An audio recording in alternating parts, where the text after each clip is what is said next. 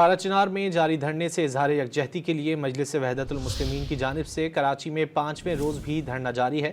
मज़ीद जान लेते हैं डॉन न्यूज़ के नुमाइंदे बिलाल खान से, जो इस वक्त नुमाइश चौरंगी पर मौजूद हैं। बिलाल, बताइए क्या सूरत हाल है और क्या कहना है मुजाहिरीन का?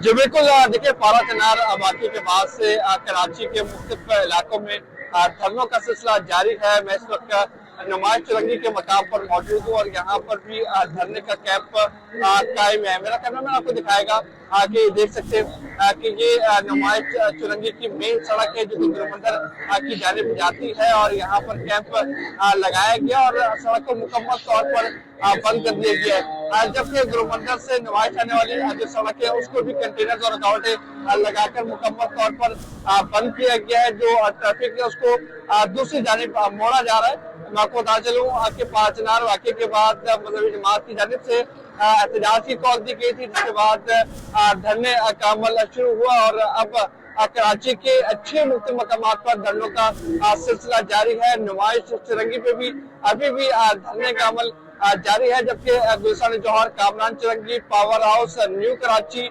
मलीर और उसके अलावा दीगर ऐसे इलाके हैं जहां पर धरनों का सिलसिला जारी है।